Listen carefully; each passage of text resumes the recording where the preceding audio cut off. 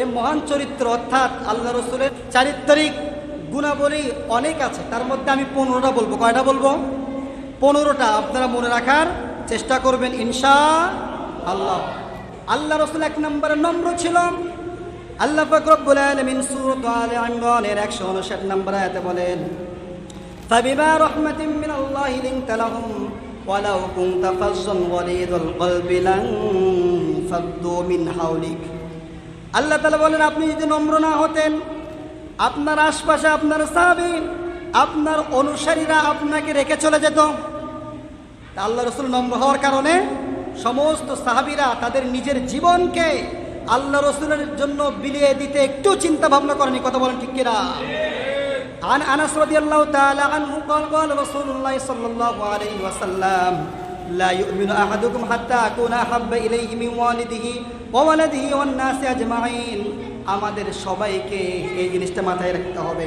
তোমরা ততক্ষণ পর্যন্ত মুমিন হতে পারবে না যতক্ষণ না তোমার সন্তান সন্ততি, তোমার আত্মীয় স্বজন, তোমার পরিবার এবং সমস্ত মানুষ থেকে তুমি আল্লাহ রসুলকে বেশি ভালোবাসতে পারবে না, ততক্ষণ পর্যন্ত তুমি মুমিন হতে পারবে না। কথা বলেন ঠিক কিনা? এই জন্যে নম্রতার গুণটা আমাদের মধ্যে আনতে হবে কি হবে না? নম্রতা শুধু এক জায়গায় না, সব জায়গায়। পিতামাতার সাথে অনেক সন্তান আচরণ করে, ভালো আচরণ করে না, খারাপ ব্যবহার করে। কথা বলেন ঠিক কিনা? আল্লাহ তাআলা সূরাতুল বানী ইসরাঈলের মধ্যে বলেন 5টা কথা বলেন, ওয়াকাদা রাব্বুকা আল্লা তা'বুদু ইল্লা ইয়্যাহু ওয়া বিল ওয়ালিদাইনি ইহসানা ইম্মা ইয়াবলুগান্না 'ইনদাকাল কিবরা আহাদুহুমা আও কিলাহুমা ফালা তাকুল লাহুমা উফফিন ওয়া লা তানহারহুমা ওয়া কুল লাহুমা কাওলান কারীমা ওয়াখফিদ লাহুমা জানাহাদ যুল্লি মিনার রাহমা। আল্লাহু আকবার। এই আয়াতটির মধ্যে আল্লাহ তাআলা 5টি হুকুম সন্তানদেরকে দিয়েছে। 1 নম্বরে ওয়া বিল ওয়ালিদাইনি ইহসানা, পিতামাতার সাথে সদ্ব্যবহার করো। সদ্ব্যবহারটা শুধু মুখে বললেই হবে না। আপনার স্ত্রীর জন্য, আপনার সন্তানের জন্য বাজারে গিয়েছেন, আপনি বাজার থেকে ভালো কিছু নিয়ে আসছেন, স্ত্রীর জন্য কাপড় নিয়ে আসছেন, সন্তানের জন্য ভালো খাবার নিয়ে আসছেন, কিন্তু আপনার পিতা মাতার জন্য ভালো খাবার এবং কাপড় নিয়ে আসে না, এরকম সন্তান আছে কি নাই? এটাকে সদ্ব্যবহার বলে না। শুধু মুখে বললেই বাবা কেমন আছেন এতটুকু বললে হবে না, এতটুকু তো করতেই হবে এবং চলাফেরার মধ্যে খেয়াল করতে হবে। ওয়াবিল ওয়ালিদিন ইহসানা, পিতামাতার সাথে সদ্ব্যবহার করতে হবে। আপনার স্ত্রীর জন্য যেমন আপনি কাপড় নিয়েছেন, আপনার সন্তানের জন্য আপনি যেমন ভালো খাবার নিয়েছেন, ঠিক তেমনইভাবে আপনার পিতামাতার জন্য ভালো খাবার এবং কাপড় নিতে হবে। কথা বলেন ঠিক কিনা? এই কাজটা যদি করতে পারি তাহলে সদ্ব্যবহার বলে গণ্য হবে। 2 নম্বর, ফালা তাকুল লাহুমা উফ। তোমার আচরণের মাধ্যমে যেন তোমার পিতামাতা উ শব্দ যেন না করে। সুবহানাল্লাহ বলবেন না? তখন ওই সন্তানের জন্য অভিশপ্ত। কথা বলেন ঠিক কিনা? এই জন্য এরকম আচরণ করা যাবে না। আরেকটা মনে রাখেন, আপনি আজকে সন্তান, আপনি একসময় পিতা হবেন কি হবেন না?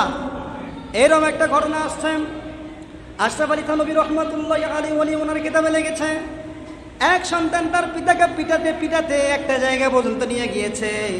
পিতা হঠাৎ করে দাঁড়িয়েছে, দাঁড়ানোর পরে বলছে, আমাকে আর সামনে নিয়ে যাস না। আমি যখন সন্তান ছিলাম আমার পিতাকেও পিটাতে পিটাতে এই পর্যন্ত নিয়ে আসছিলাম, তুমি যদি আমাকে আরো একটু সামনে নাও তাহলে তোমার সন্তান তোমাকে এই পর্যন্ত নিয়ে আসবে। তাহলে একটু চিন্তা করেন, ও যখন তার সন্তানের কাছে পিটাতে খেতে খেতে যখন একটা পর্যায়ে যাচ্ছে, তাহলে ও ওর পিতার সাথে খারাপ আচরণ করতো, ঠিক আছে? এই জন্য তার ফলটা তার সন্তানের কাছ থেকে পাচ্ছে। কথা বলেন ঠিক কিনা? এই জন্য আপনি যেমন আচরণ করবেন তেমন আচরণ পাবেন। ইংলিশে একটা বাক্য আছে, কর্টিসি বিগেস্ট কর্টিসি। যেমন আচরণ করবেন তেমন আচরণ পাবেন। As you sow so you reap, যেমন কর্ম তেমন ফল, মনে রাখতে হবে। ফালা তাকুল লাহুমা উফ, তোমার আচরণের মাধ্যমে যেন তোমার পিতামাতা উ শব্দ যেন না করেন। ওয়ালা তানহারহুমা, পিতামাতাকে ধমক দিতে পারবে না। যেখানে উ শব্দ করা যাবে না সেখানে ধমক দেওয়ার কোনো সুযোগ আছে? কিন্তু অনেক সন্তান দেয় কি দেয় না? যখন তার স্ত্রীর সাথে কথা বলে, কেমন আছো, ভালো আছো, আত্মীয় স্বজনের সাথে কথা বলে, তার ভাবির সাথে কথা বলে, কত কণ্ঠটা নর্ম স্বরে, কিন্তু পিতামাতার সাথে কথা বলে, বাবা কেমন আছো, কোনটা নিয়ে আসবো, তখন তার উগ্র মেজাজে অর্থাৎ কর্কশ ভাষায় কথা বলেন ঠিক কিনা? কিন্তু এটা উচিত। আপনি যখন ছোট ছিলেন আপনি বলতে পারতেন না গাছ, আপনার পিতা বারবার বলেছে, বাবা এটা গাছ, এটা গ্লাস। বাবা তো কোনো সময় বিরক্ত হয়নি। শীতের দিন রাত্রেবেলা আপনি আপনার মার কোলে আপনি পেশাব করে দিয়েছেন, আপনার মা শীতের মধ্যে ঘুম যেতে পারেনি। আল্লাহু আকবার। আপনার পিতামাতা কত কষ্ট করেছে। কেউ যদি বিবাহ করে তার স্ত্রীর দিক তাকালে কিছুটা বোঝা যায়। অনেকে বুঝবে না, যার মধ্যে ঈমান নাই, যার মধ্যে হেদায়েতের কোনো আলো নেই সে বুঝতে পারবে না, যার মধ্যে মনুষ্যত্ব নেই সে বুঝতে পারবে না, যার মধ্যে ঈমানি চেতনা আছে, যার মধ্যে মনুষ্যত্ব আছে সে কিছুটা আন্দাজ করতে পারবে তার স্ত্রীর দিক তাকাইয়া যে আমার স্ত্রী আমার সন্তানের জন্য যেমন কষ্ট করছে, আমার পিতামাতাও তো আমার জন্য কষ্ট করছে, এরকম পিতামাতার সাথে আমি আচরণ করি কিভাবে, কথা বলেন ঠিক কিনা? এই জন্য স্ত্রীর দিক তাকাইয়া ভাই, যাদের পিতামাতা অমূল্য সম্পদ, যাদের বেঁচে আছে তাদের খেদমত করেন। আল্লাহ রসুল বলেছে পিতামাতার খেদমত করে জান্নাত ক্রয় করে নাও। আল্লাহর পরে যার স্থান পিতামাতার স্থান। আর যে ব্যক্তি তার পিতামাতাকে বৃদ্ধ অবস্থায় পেল, তার জান্নাত সে ক্রয় করে নিতে পারলো না, আল্লাহ রসুল তার ওপর লানত করেছে। এই জন্য লানত থেকে আমরা বাঁচতে চাই। পিতামাতা দোয়া করলে ভাই দোয়ার মধ্যে আর কোনো বাধা থাকে না। তাহলে ওয়ালা তানহারহুমা, পিতামাতাকে কষ্ট দেওয়া যাবে। ওয়াকুল লাহুমা কাওলান কারীমা ওয়াখফিদ লাহুমা জানাহাল যুল্লি মিনার রাহমা। পিতামাতার দিকে রহমতের দৃষ্টি দিয়ে তাকাতে হবে। অনেকজনের আমাদের তাকানোর সিস্টেম দেখলে পিতামাতা অনেক সময় ভয় করে। রহমতের দৃষ্টিতে তাকান যে আমার পিতামাতা, তাদের মাধ্যমে আমি দুনিয়াতে আসছি, এই রহমতের দৃষ্টি দিয়ে যদি তাকাতে পারেন আল্লাহ পাক রব্বুল আলামিন আপনার আমলনামায় একটা কবুল হজের সওয়াব দান করবে। এই জন্য আমরা সকলেই এই 5টা জিনিস মনে রাখার চেষ্টা করব। তাহলে এই নম্রতা আল্লাহ রসুলের মধ্যে ছিল, এটা আমাদের মধ্যে আনতে হবে কি হবে না? 2 নাম্বার, আল্লাহ রসুল অত্যন্ত দয়ালু ছিলেন, অত্যন্ত দয়ালু ছিলেন। সূরাত তাওবার 128 নম্বর আল্লাহ তাআলা আয়াতে বলেন, লাকাদ জাআকুম রাসূলুম মিন আনফুসিকুম আজিজুন আলাইহি মা আনিতুম হারিসুন আলাইকুম বিল মুমিনিনা রাউফুর রহিম। এই রাউফুর রহিম অত্যন্ত দয়ালু আল্লাহ রসুল ছিলেন। কেমন দয়ালু ছিলেন? আল্লাহ রসুলের পেছন থেকে এক বেদিন ফকির আল্লাহ রসুলের চাদর মোবারক টেনে বলছে, এ মুহাম্মদ, আমাকে তোমার পক্ষ থেকে কিছু দাও, আমাকে দান করো। ফকিরের স্টাইলটা দেখেছেন? আল্লাহ রসুলের পেছন পাশে চাদরটা টেনে ধরেছেন। এই অবস্থা দেখে সাহাবীরা অধৈর্য হয়ে গেল, এটা কিভাবে সম্ভব? আমাদের সামনে আল্লাহ রসুলকে এভাবে লাঞ্ছিত করছে। সমস্ত সাহাবী যখন তাকে মারার জন্য উপক্রম হলো, তখন আল্লাহ রসুল বললেন তাকে ছেড়ে দাও, সে বোঝে না, সে জানেনি আমি মুহাম্মদ। আল্লাহ রসুল তখন ওই ফকিরকে মাফ করে দিলে। একটু চিন্তা করেন, আমাদের নেতাদেরকে যদি পেছন পাশে টেনে ধরা তো দূরের কথা, কয়েকবার যদি আমরা জোর গলায় যদি ডাকি, এটা অপরাধ কি অপরাধ না? আমাদের বর্তমান নেতাদের অবস্থা, আমাদের মানুষ জাতি প্রত্যেকটা কাজ যদি আল্লাহ রসুলকে যদি আমরা খেয়াল করতাম, আল্লাহ রসুলকে যদি ফলো করতাম, এই পৃথিবীর মধ্যে ইসলাম মানে যে শান্তি, এই শান্তি প্রতিষ্ঠিত হতো। কথা বলেন ঠিক কিনা? এই জন্য আমরা সকলে মনে রাখব। 3 নাম্বার, আল্লাহ রসুল দানশীল ছিলেন। আল্লাহ রসুল দান করতেন। কেমন ভাবে দান করতেন? আল্লাহ রসুল বলতেন, আমার কাছে যদি উহুদ পরিমাণ সম্পত্তি থাকে, আমি আব্দুল্লাহর ছেলে মুহাম্মদ এই উহুদ পরিমাণ সম্পত্তি আল্লাহর রাস্তায় দান করতে 3 দিন সময় পার করব না। এমনকি আল্লাহ রাসূল কিভাবে দান করেছেন? আসরের নামাজে মসজিদে ঢুকেছেন, ইমামতির কাতারে দাঁড়িয়েছে। সেই সময় সাহাবীদেরকে বলছে, ও সাহাবীরা, আমি একটু বাসা থেকে আসি। তার বাসার মধ্যে কিছু স্বর্ণ ছিল, সেই স্বর্ণগুলো ফকির মিসকিনদেরকে দিয়ে আবার পুনরায় এসে আসরের নামাজের মধ্যে দাঁড় হয়ে নামাজ সমাপ্ত করলে। সুবহানাল্লাহ বলবেন না? নামাজের মধ্যে দাঁড়িয়েছে। আল্লাহ রসুলের কাছে এটা কত গুরুত্বপূর্ণ বিষয় হয়েছে যে নামাজটা শুরু না করে সে তার মনে হয়েছে যে আমি যদি সম্পত্তি রেখে যদি নামাজের সময় যদি আমি যদি মারা যাই, কেননা মৌতের কোনো বিশ্বাস আছে? মৌতকে বলে আসে সূরাতুল মুনাফিকুনের মধ্যে আল্লাহ বলেছে, ওয়ালা ইউআখিরুল্লাহু নাফসান ইযা জাআ আজালুহা ওয়াল্লাহু খাবীরুম বিমা তা'মালুন। ওয়ালা ইউআখিরুল্লাহু নাফসান ইযা জাআ আজালুহা। আল্লাহ যখন ডাকবে দুনিয়া থেকে এক সেকেন্ড পরেও দুনিয়া থেকে কেউ যাবে না, এক সেকেন্ড আগেও কেউ দুনিয়া থেকে যাবে না। যখন টাক আসবে তখন অবশ্যই যেতে হবে। তা আল্লাহ রসুলের কাছে এরকম মনে হয়েছে, এই জন্য আল্লাহ রসুল দান সৎকা করে আবার পুনরায় আসরের নামাজটা পড়ে আল্লাহ রসুল সাহাবীদের কাছে এই কথাগুলো বর্ণনা করে দিলেন যে দান সৎকা কত গুরুত্বপূর্ণ বিষয়। عن أنس رضي الله تعالى عنه قال قال رسول الله صلى الله عليه وسلم إن الصدقة لا تطفئ غضب الرب وتدفع ميتة السوء। দান করলে কি হয়? এক নাম্বার, ইন্না সাদাকাতা লা তুদফিউ গদাবার রব্বি, আল্লাহ তাআলার গোসা কমে যায় ওই বান্দার ওপর। সুবহানাল্লাহ বলবেন না? ওয়া তাদফাউ মিতাতাস সু, এবং ওই ব্যক্তির মন্দ মৃত্যু থেকে আল্লাহ তাআলা তাকে হেফাজত করে। সুবহানাল্লাহ বাড়ি যায় বলিয়েন, সুবহানাল্লাহ বাড়ি গিয়ে বলিয়েন। তাহলে এই দুইটা জিনিস যদি আমরা পেয়ে যাই তাহলে আমাদের আর বাকি কিছু থাকবে? আমাদের এখানে পাওয়া সব পাওয়া চলে আসছে না? এক নম্বর, আল্লাহর গোসা যদি আমাদের ওপর যদি না থাকে, আল্লাহর রহমত যদি থাকে, তাহলে ওই বান্দার কোনো ভয় আছে? দুই নম্বর, মন্দ মৃত্যু থেকে যদি আমরা বেঁচে যাই, আমরা যদি ঈমান নিয়ে কবরে যেতে চাই, আমরা যদি ঈমান নিয়ে কবরে যেতে পারি, তাহলে ওই ব্যক্তি অবশ্যই সফল হবে কি হবে না? এই জন্যে দান করলে এই জিনিসগুলো পাওয়া যাবে, এই দুইটা জিনিস পাওয়া যাবে। এবং আল্লাহ রসুল আরও বলেন বাদিরু বিসসাদাকা ফাইন্নাল বালাআ লা ইয়াতাখাত্তাহা, যে দান সদকা বালা মুসিবতকে অতিক্রম করতে পারে না।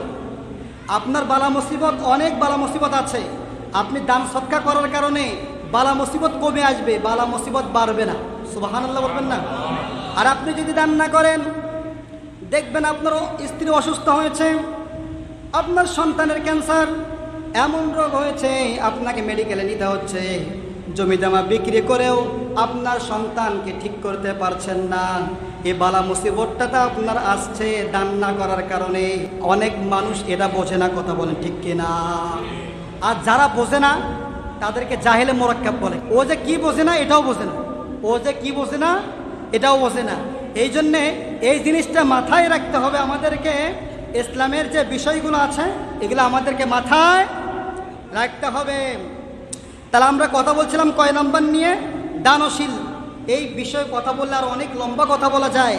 আমরা দানশীল আমরা শিখবো কাদের কাছ থেকে? নবীদের কাছ থেকে, সাহাবীদের কাছ থেকে। হযরত আবু বকর রাদিয়াল্লাহু তাআলা আনহু দানশীল ছিলেন না?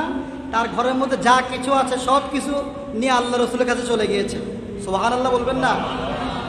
এটা কি ঈমান কম থাকলে পারা যায় না বেশি থাকলে পারা যায়? বেশি থাকলে পারা যায়। তাহলে আপনারা 4 নাম্বার মনে রাখবো। 3 নম্বরের উপর দানশীল, 4 নম্বরে ন্যায়পরায়ণ বাদশা ছিল। আল্লাহ রসুল কি ছিল? ন্যায়পরায়ণ বাদশা ছিল। আমাদের দুনিয়ার নেতাগুলো তো পাল্টিয়ে যায়। বিচারক 3 প্রকার হয়। কয় প্রকার হয়? 1 প্রকার ও যে কি বিচার করে নিজেও জানে না। 2 নাম্বার, ও বিচার যে করেছে রায় যেদিকে হোক ও সুবিধাবাদী, ওর মন করাও একটা রায় দিয়ে ফেলে। আর 3 নাম্বার হচ্ছে ন্যায়পরায়ণ বাদশাহ, অর্থাৎ হককে হক বলবে, মিথ্যাকে মিথ্যা বলবে। এই রকম ন্যায়পরায়ণ বাদশাহ কালকে কিয়ামতের দিন আরশের নিচে ছায়া পাবে। আর 3 ব্যক্তির দোয়া কবুলের মধ্যে একজন ন্যায়পরায়ণ বাদশার দোয়া কবুল আল্লাহ তাআলা সাথে সাথে করে ফেলে। সুবহানাল্লাহ। তাহলে আমরা সকলে ন্যায়পরায়ণ বাদশাহ আল্লাহ রসুল কেমন ছিল সংক্ষিপ্ত করছি। আল্লাহ রসুল মক্কার মধ্যে যখন সম্ভ্রান্ত একজন মহিলার কথা যখন ছড়িয়ে পড়লো যে চুরি করতে ধরা পড়েছে, সমস্ত সাহাবীরা পেরেশান হয়ে গেল যে একজন সম্ভ্রান্ত ফ্যামিলির মহিলা, তার হাত কাটা হবে। ইসলামের নিয়ম হচ্ছে কি চোরের হাত কেটে দাও। আল্লাহ রসুল সামনে তো সব সাহাবী কথা বলতে পারে না, তখন ওসামা বিন জায়েদকে পাঠানো হলো যে আল্লাহ রসুল তাকে একটু স্যাক্রিফাইস করা যায় না? আল্লাহ রসুল তখন বললেন, তার জায়গায় যদি আমার মেয়ে ফাতেমা হতো তাহলে আমি কোরআনের আইন অবশ্যই অবশ্যই পালন করতাম, আমার মেয়ের হাত কেটে দিতাম, আমি দ্বিধাবোধ করতাম না। বলি সুবহানাল্লাহ। এই যে আল্লাহ রসুল ন্যায়পরায়ণ বাদশা ছিল। 5 নাম্বার, অত্যন্ত সাহসী ছিলেন।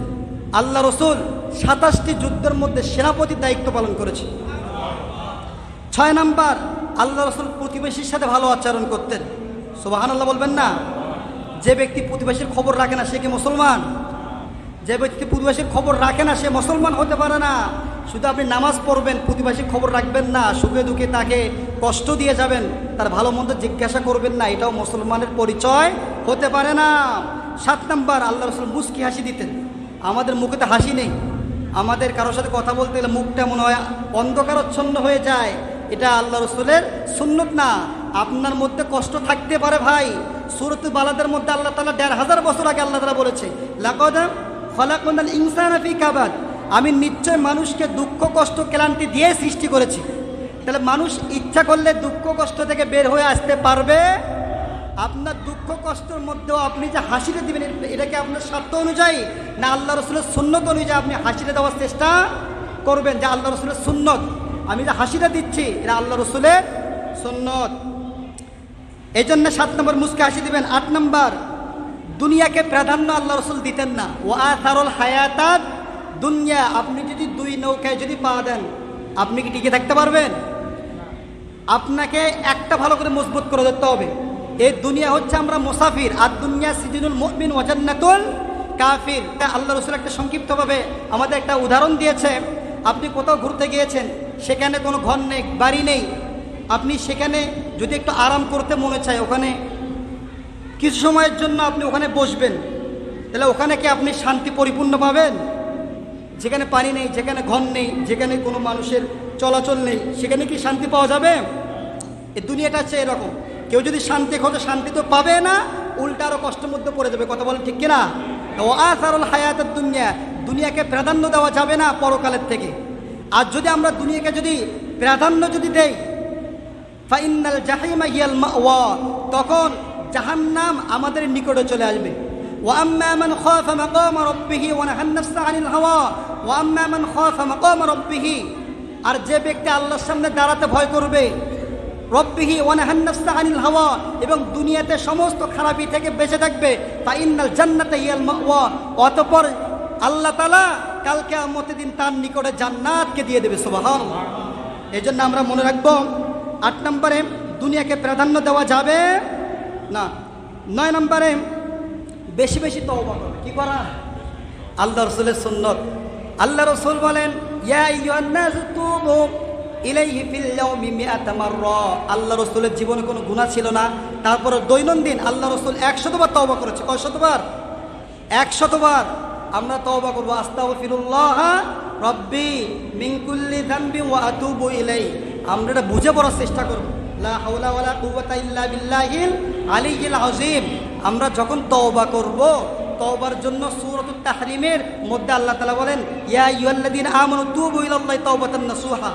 তওবাতুন নাসুহা করতে হবে। আর তওবাতুন নাসুহার জন্য 4টি শর্ত। কয়টি শর্ত? 4টি। কয়টি শর্ত?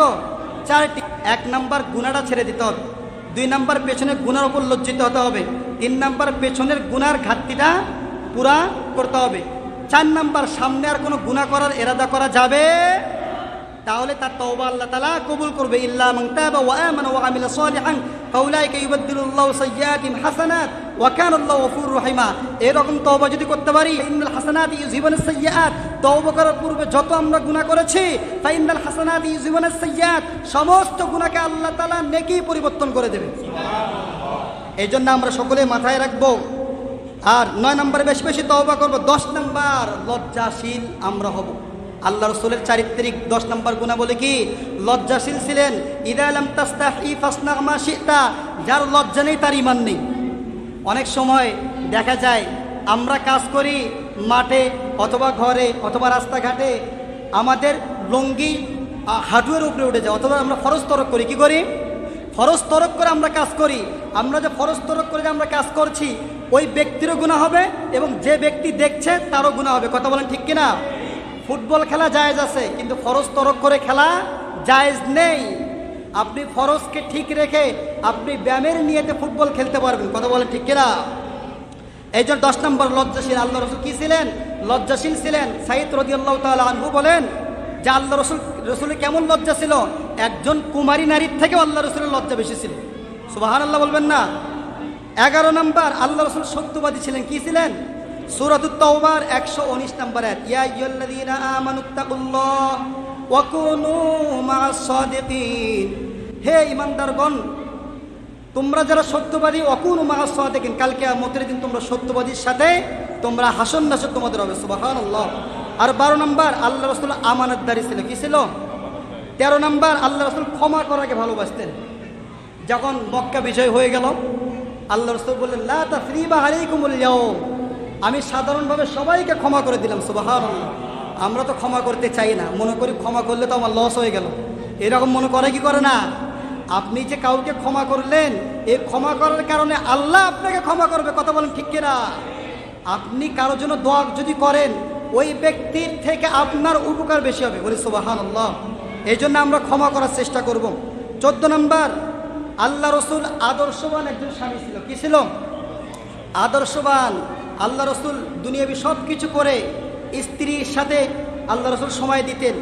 আল্লাহ রসুল স্ত্রীর কাজে সহযোগিতা করতেন। আমরা বাসায় গিয়ে কখনো আল্লাহ রসুলের এই সুন্নতগুলো পালন করতে চাই না। আল্লাহ রসুল পরিবারের সাথে সময় দিতেন, খেলাধুলা করতেন, কোরআন এবং হাদিসের কথাবার্তা বলতেন। আমরা তো অনেক সময় সালাম দিতে আমরা লজ্জাবোধ করি। কথা বলেন ঠিক কিনা? এই জন্য স্ত্রীদেরকেও ভালো হতে হবে। আমার মাইকের আওয়াজ যতটুকু যাচ্ছে, আমি মা বোনদেরকে দৃষ্টি আকর্ষণ করে বলতে চাই, মা বোনেরদের জান্নাতে যাওয়া সহজ। কথা বলেন ঠিক কিনা? আল্লাহ রসুল বলেছে 4টা জিনিস যদি মা বোনরা মানতে পারে তাহলে সরাসরি ফালতাদখুল মিন আইয়া আবওয়াবিল জান্নাহ। 1 নাম্বার, আল মারআতু ইযা সাল্লাত খামসাহা, কোনো মহিলা যদি 5 ওয়াক্ত নামাজ পড়ে, কয় ওয়াক্ত নামাজ? 5 ওয়াক্ত নামাজ যদি পড়ে, অসামাত শাহরাহা, এবং রমজানের রোজা যদি রাখে। 3 নাম্বার, ওয়া আতাআত বালাহা, স্বামীর যদি আনুগত্য করে। 4 নাম্বার, ওয়া হাফিজাত ফুরুজাহা, যদি লজ্জা স্থানের হেফাজত করে। আল্লাহ রাসূল বলেন ফালতাদখুল মিন আইয়া আবওয়াবিল জান্নাহ, ওই মহিলা অবশ্যই জান্নাতে প্রবেশ করবে। আল্লাহ তার জন্য জান্নাতের 8টি দরজা খুলে দেবে। সে যে জান্নাতে দিয়ে মন চাবে সে জান্নাতে প্রবেশ করবে। এবং এই 4টির বিপরীত যদি এই 4টির বিপরীত কাজ করে, তাহলে ওই স্বামী ওই স্ত্রীর ওপর অ্যাকশন নিতে পারবে। স্ত্রী যদি নামাজ না পড়ে, আপনি স্ত্রীকে মারতে পারবেন, কিন্তু বড় লাঠি দিয়ে, যে লাঠি দিয়ে গরু পিটায়, এই লাঠি দিয়ে মারা যাবে না। তাহলে স্ত্রীকে মারতে পারবেন আল্লাহ রাসূলের সুন্নত অনুযায়ী যদি নামাজ না পড়ে। এখন আমরা স্ত্রীকে কি শাসন করব? আঞ্চলিক অথবা গ্রামের দিক খেয়াল করলে দেখা যায় যে মহিলাগুলো পুরুষের থেকে নামাজ বেশি পড়ে। কি কথা ভুল বললাম নাকি? এটা কিন্তু আমাদের এলাকাতে দেখছি, আমরা যেখানে আছি সেখানেও দেখছি, এটাই হচ্ছে। এই জন্য স্ত্রী নামাজ না পড়লে আপনি তাকে মারতে পারবেন। স্ত্রী যদি আপনার আনুগত্য না করে, হালাল হুকুম যদি পালন না করে, আপনি মারতে পারবেন।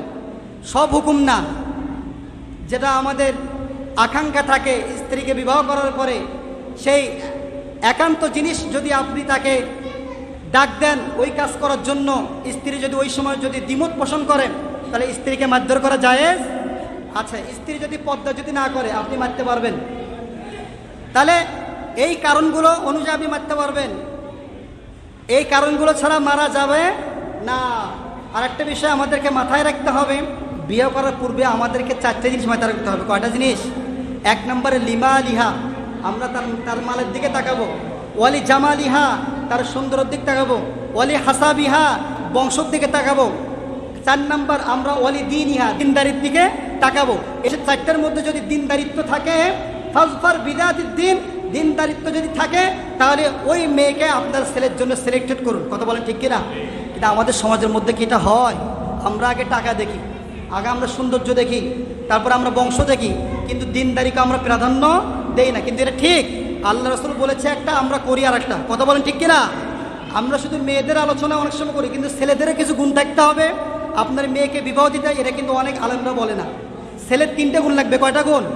1 নম্বরে চরিত্রবান হতে হবে, 2 নম্বরে নেককার হতে হবে, 3 নম্বর ওই মেয়ের অনুমতি লাগবে, তারপরে ছেলে বিবাহ করতে পারবে। তাহলে মেয়ের অনুমতি আছে কি নাই এটাও তার থেকে নেওয়া জরুরি। আল্লাহ রসুল তার মেয়ে ফাতেমাকে বিবাহ দেওয়ার সময় আল্লাহ রসুলের কাছে, তখন আলী রাদিয়াল্লাহু তাআলা আনহু আল্লাহ রসুলকে প্রস্তাব দিয়েছিলেন। আল্লাহ রসুল তার মেয়ের কাছে অনুমতি নিয়ে তারপরেও বিবাহ দিয়েছেন। 14 নম্বর, আদর্শবান স্বামী হতে হবে। 15 নম্বর, আদর্শবান পিতা ছিল। আমরা শুধু পিতামাতাকে দোষ দেই, কিন্তু সন্তানেরও কর্তব্য আছে কি নাই? এবং পিতামাতার কর্তব্য আছে। আপনার সন্তানকে আপনি সঠিকভাবে গাইডলাইন দিচ্ছেন না, নামাজের দাওয়াত দিচ্ছেন না, কোরআন শিক্ষা দিচ্ছেন না, তাহলে ওই সন্তান বড় হয়ে আপনাকে মানবে কিভাবে? এই জন্য সন্তানের হক আছে কি নাই? সন্তানের হক পিতামাতার ওপর, পিতামাতার হক সন্তানের ওপর। এই বিষয়টা আমাদেরকে মাথায় রাখতে হবে।